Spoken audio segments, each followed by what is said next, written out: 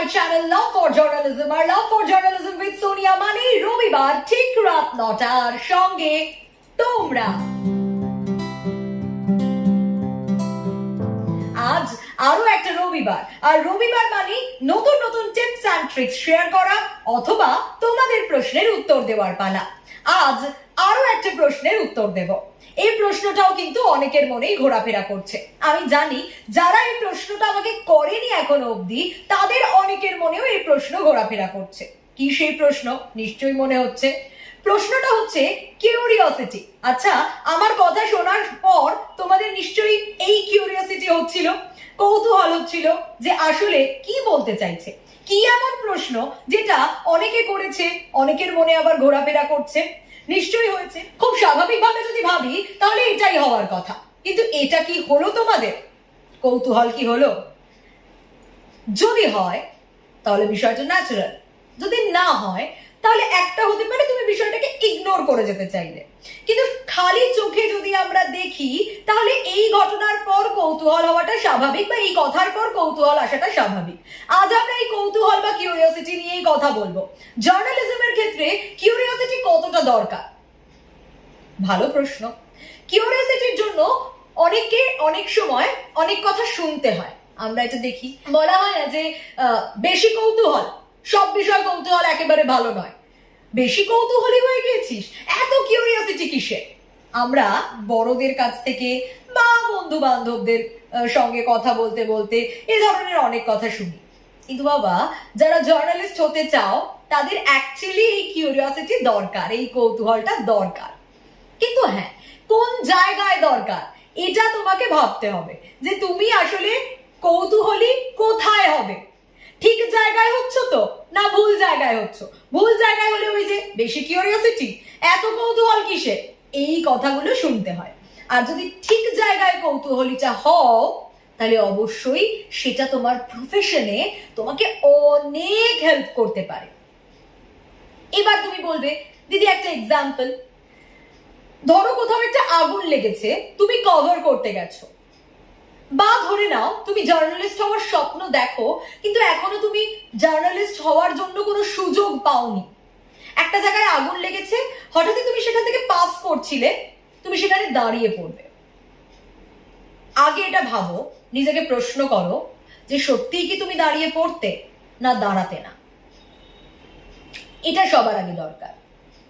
যদি দেখো যে তোমার মন বলছে হ্যাঁ আমি দাঁড়িয়ে পড়তাম, তোমার প্রথম কৌতূহলটা এখানেই চলে এসছে। তারপর তুমি কিন্তু দাঁড়িয়ে পড়েছো একজন জার্নালিস্ট হিসেবে নয়, একজন সাধারণ মানুষ হিসেবে। কিন্তু মনে মনে তুমি স্বপ্ন দেখো, তুমি পড়াশোনা করছো, তুমি জার্নালিস্ট হতে চাও। এর পরের স্টেপটাই কি হবে? দাদা, কাউকে না কাউকে তো তুমি পাবেই সেখানে। কি হয়েছে এখানে?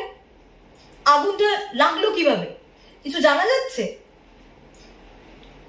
তোমায় কেউ উত্তর দিতে পারবে না। দমকল থাকতে পারে, ততক্ষণে দমকল না এসে পৌঁছতে পারে। ঘিঞ্জি এলাকা হলে সেখানে সমস্যা হতে পারে। অদূরে তুমি কাউকে পেতে পারো যারা বলবে হয়তো হ্যাঁ হ্যাঁ হ্যাঁ আরে দেখুন না, এই সময় দেখলেন এইভাবে এইভাবে দাউ দাউ করে আগুন লেগে গেল, আমরা তো এরকম দেখলাম, চোখের সামনে দেখতে পেলাম, এরকম হলো। যাকে বলে প্রত্যক্ষদর্শী। এরকম প্রত্যক্ষদর্শী প্রতি ঘটনায় 99% 95% ঘটনার ক্ষেত্রে আমরা পাই। আমার সঙ্গে অনেকে সহমত নাও হতে পারেন, আবার আমি সেটা বলছি। আজ এখানে আমি দাঁড়িয়ে লাভ ফর জার্নালিজম আমার এই ইউটিউব চ্যানেলে আমি যেটা বলি সেটা আমি যেটা ফিল করেছি, আমি যেটা ফেস করেছি, আমার যেটা মনে হয় সেটাই বলা। আমার সঙ্গে অনেকে সহমত হতে পারেন, অনেকে নাও পারেন। তো এখানে বিষয়টা হলো এবার কৌতূহল জাগছে তোমার।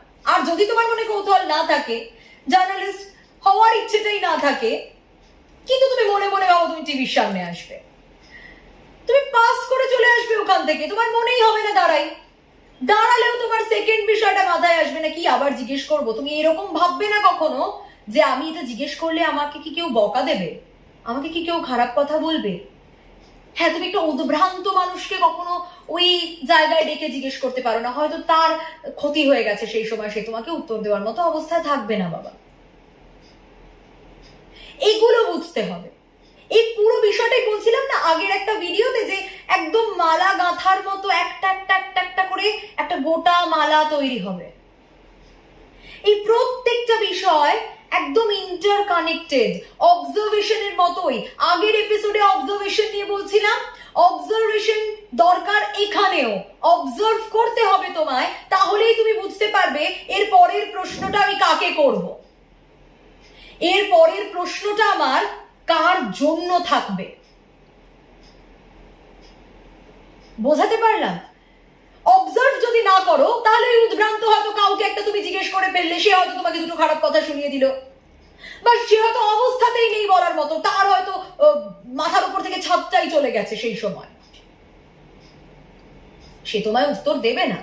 তুমি জার্নালিস্ট হয়ে গিয়েও কতটা সেই সময় তার মানসিক পরিস্থিতি কেমন, সে উত্তর দেওয়ার মতো অবস্থায় আছে কিনা, তার মানসিক জোর অনেক হলে সে হয়তো উত্তর দেবে বুম দেখে, একটু সাধারণ মানুষকে তো উত্তর দেবেই না।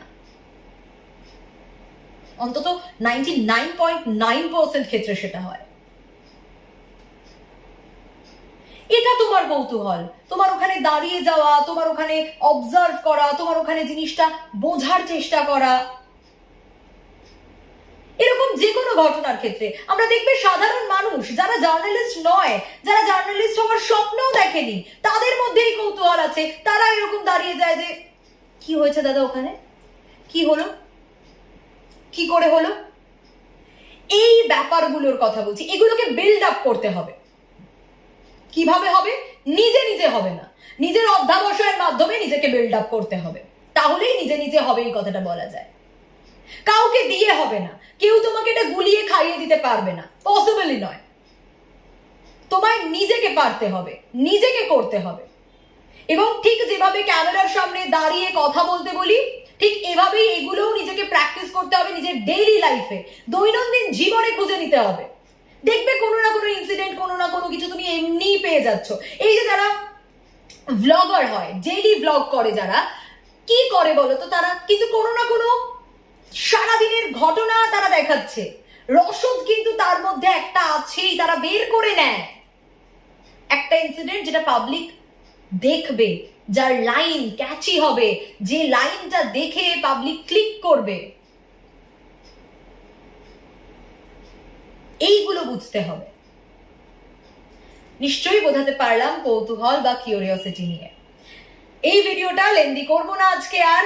সকলে সুস্থ থাকো, ভালো থাকো, সঙ্গে থাকো লাভ ফর জার্নালিজম উইথ সোনিয়ার। দেখা হবে আবারও আগামী রবিবার ঠিক রাত 9টার সময়। ততক্ষণ পর্যন্ত সকলে সুস্থ থাকো, ভালো থাকো, বাই বাই।